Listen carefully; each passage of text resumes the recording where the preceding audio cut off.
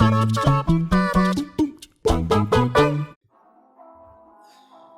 going to have to talk to him. Oh, come on, you know what he's like. I don't have to bring it up to him. He's coming. Happy New Year, guys. You alright? Listen, man, there's been a few things that have been brought to our attention, and we just want to know, are you all right? Yeah? Why wouldn't I be? You've been a bit short-tempered recently. And you've had Rich in a headlock for 2 weeks. Oh, this? Oh, no, this is just practice. This is just me getting ready for These Things Suck. You know I've got to be angry to do it. Yeah, but he's been dead for 2 weeks. Ew! Oh, why didn't you tell me? Well, it looks like I'm not going to be able to film another episode anytime soon then, if I can't get angry. Do you mind if I join you guys for breakfast? Yeah, come on in. What you got there? Oh.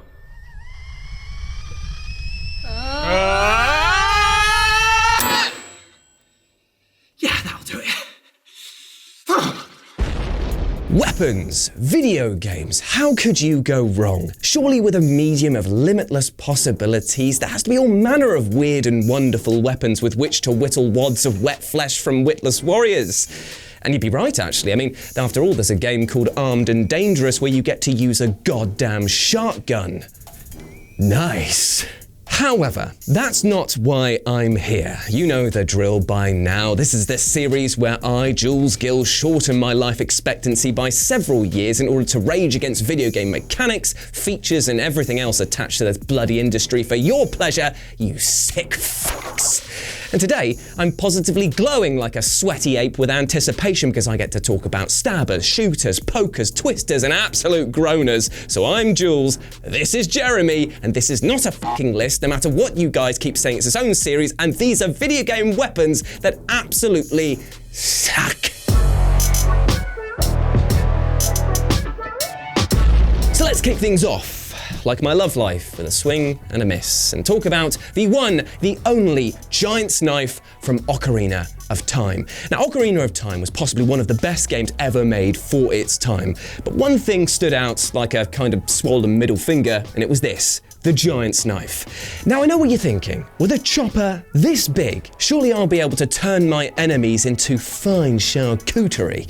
Well, this is less Parma ham and more face Parma, because this thing breaks after 8 measly hits, or if you happen to just clang it against a wall. I'm sorry, what? Giant's Knife? You call that a weapon? Wipe the fucking butter off that, son, because it's about as deadly as a breakfast utensil. But we're not even at the worst part yet. This weapon took 6 years to make, being offered as a reward by Medigoron as thanks for helping him as Kid Link. I'm sorry, but if this is your magnum opus, it's something with all the weight of a ghost's foreskin that you can keep as a glorified letter opener, pal. And the cheek of it is that he will charge you 200 rupees each time you want to fix it back up. I'm sorry, mate. Why should I have to pay you for the privilege of breaking my banjo string in combat? It's only then, though, that it dawns on you. The Giant's Knife isn't actually a weapon. It's a life lesson. You see, Big Billy Boldy here, he's basically a shady Kickstarter project. He's promising you something really, really cool, but in the end offers you a broken pile that might look all shiny, but is hiding horrible little add-ons that you've been charged along the way to keep his project going. He's a bloody con man, and one that I'm sure was the entire inspiration behind Mighty No. 9's campaign. Yes, I'm still salty. Hey, Oz, do you remember that meme that was going around a while back where it's like a load of people just going like, boom, headshot, boom, headshot, boom, headshot? You remember that? Yeah. Well, after playing GoldenEye, I'm starting to think that that actually wasn't a reference to any particular sort of skill level. In fact, was just talking about the Klob, which might be the worst gun ever in first-person shooter history. If you have not had the pleasure of wielding this weapon, then I'll sum it up for you in a single sentence. It takes 2 bullets from this gun to kill someone with a headshot. 2. It's like the AI or the other player that you've just shot doesn't believe that such a gun could actually kill them, so it shrugs the first one off through sheer willpower. Now, I'm used to holding useless lumps of shame in my hands. Look at my genitals. But this takes the cake. It creates some truly terrifying moments where taking on enemies with this gun makes it feel like a bloody zombie movie. Oh, but don't worry though, I mean, it's enough to kill Natalia. Great, good. Still managed to get that aspect right. In short, if you ever get gifted the Clob, tell it to knob off, as honestly 007's Casio watch laser offers more stopping power than this wet paper pea shooter. And now, passing the torch from one absolute skip fire to a flame that definitely should be binned, it is time to talk about the torch from Ghosts and /or Goblins, which is quite possibly the worst weapon in the entire franchise. Now, on paper, it sounds fine. A weapon with more spicy fire than a ghost pepper enema, but it completely falls apart the moment you actually add in a throwing arc to the weapon.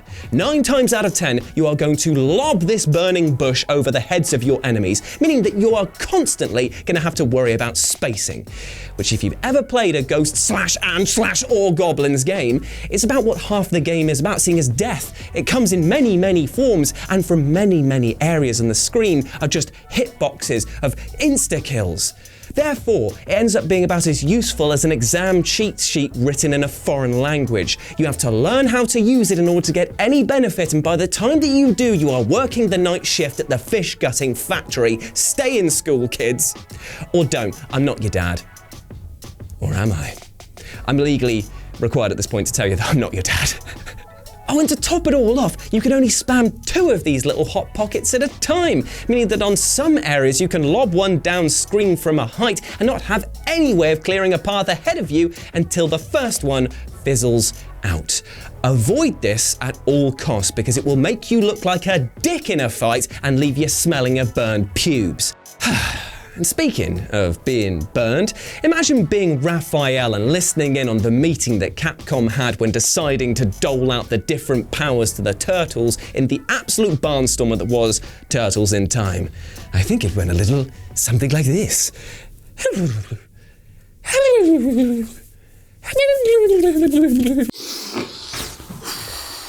Teenage Mutant Ninja Turtles, Turtles in Time. It sounds like a fantastic premise, my friends. It sounds like we've got a game on our hands that's going to be as good as a threesome sponsored by chocolate body butter and look as good as Johnson's wife in the bath. Oh, is she the hot woman? You are damn right she is, Johnson. Zachy G hits with the character details. Right, first things first. Leonardo, he's going to be a great all-round character, average stats. Sounds great. What's next? Donatello, he's going to have the longest range and damage to boot. And the next. Michelangelo, aka Mikey, he's a party dude. He's got to get stuck in there, you know? He's the life and soul of the game. What about Raphael? Ralph, aka Raphael, he has the shortest reach of the bunch and I guess the most limited range. What? Why are you lumping him with all that crap? He's meant to be a badass. He's meant to be an ass kicker of the group. What have I got to work with? He's got a glorified fork as a weapon. I'm not having any of this. A sai is a deadly weapon, especially in the hands of a turtle master. Is it? It's short, it looks like a fork, it's blunt like a fork. It's a fork. Wait, can you just stop, please? He's gonna hear. Oh, God. He's here. I can see what I'm not wanted! See that? That was just sad.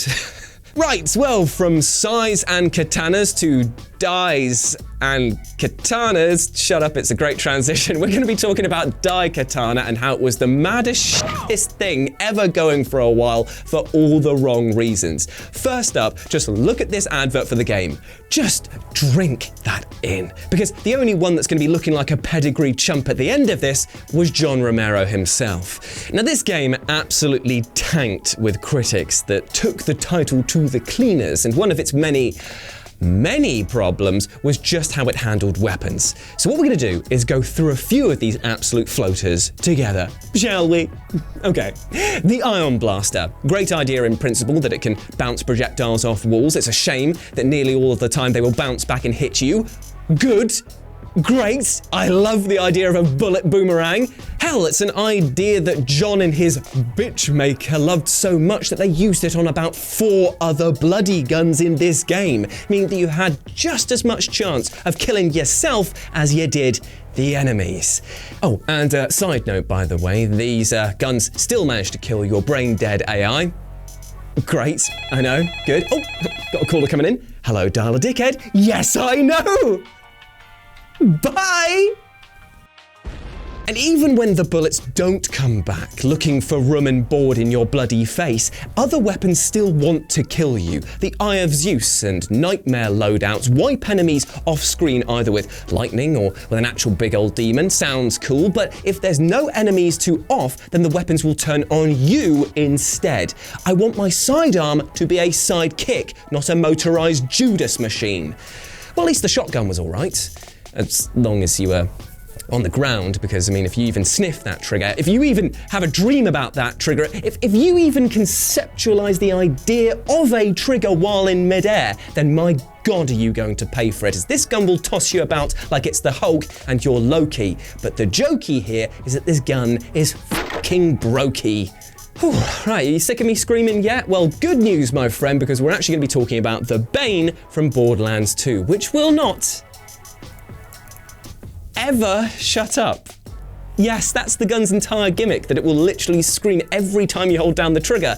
And while I simply love the fact that there is a weapon that allows the soundtrack to the audience who watched the latest Cats movie to be played out loud, I simply cannot tolerate the fact that you cannot turn off the screaming, even if you lower the volume. And this, coupled with a reduced movement speed style curse that makes you feel like you're watching a Watch Mojo video, aka slow, boring, and keeping you away from the good content, is enough to make me hate this gun.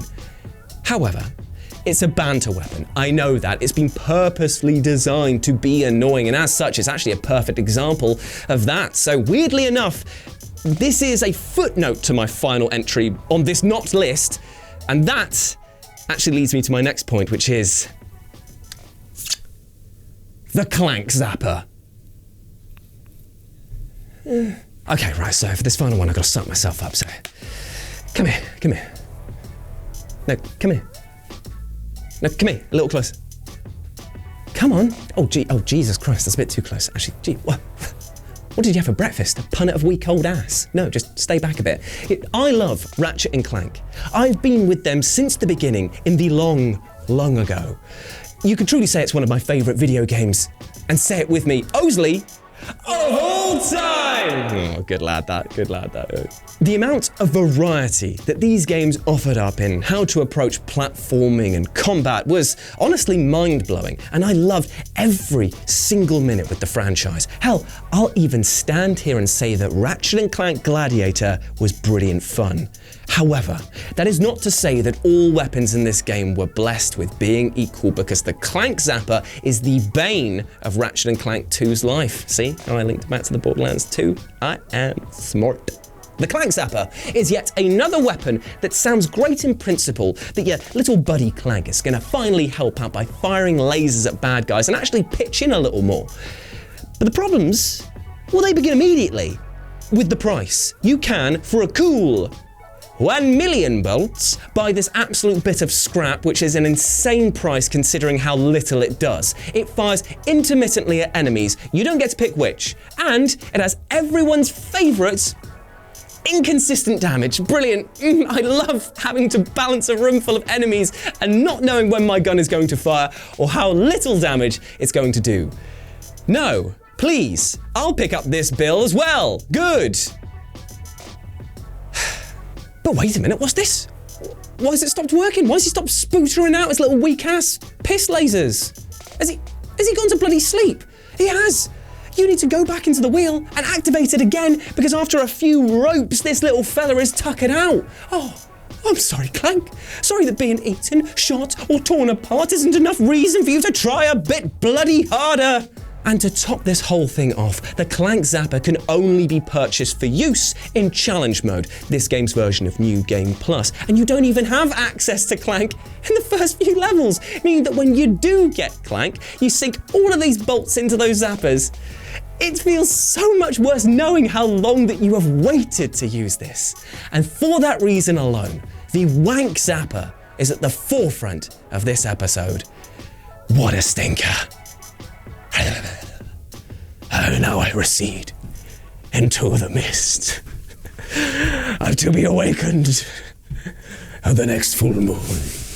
And there we have it. Those were These Weapons Suck in Video Games. I hope that you enjoyed that, my friends, and please let me know what you thought about it down in the comment section below, not pointing at my dick, that would be very inappropriate, because I might return and do a commenters edition. Yes, I know, I might cave to social pressures and actually listen to what you guys say for once. I'm kidding, I always listen to what you guys say. So please let me know down below. I just want to say a massive, massive thank you to Ash and Josh for helping me out with the skits that you saw earlier on in this video. Osley, the wonderful Osley, for being in this room here, helping me make sure I get all my words right, and for editing this absolute pile. And to Rich Hudson, who is just an absolute superstar, who makes all the assets and makes everything just look so fresh and fancy-free. But to you, my friends, as well, I want to say a big thank you. Thank you very much for supporting this channel and just this series. It's managed to keep going, which is just more than you can say from some other stuff in this place, so I'm pretty happy with that. Massive thank you and huge love to you. I hope you have a fantastic day, whatever you are getting up to. And remember to treat yourself kindly, both mentally and physically, as best you possibly can. Hope you're doing well. Big love. If you want to do something a bit extra, you can go and follow me at RetroJ with a 0 over on Twitter. And if you want to do something even more, a plus en plus, then you can go to Live and Let's Dice. It is my board game channel where I don't get this angry. I actually chill out for once. I know. It's kind of my unwinding after this series has amped me all up. So yeah, hope to see you there. But until then, go and smash it, you absolute ledge. Or I'll beat the shit out of you. I won't. Bye.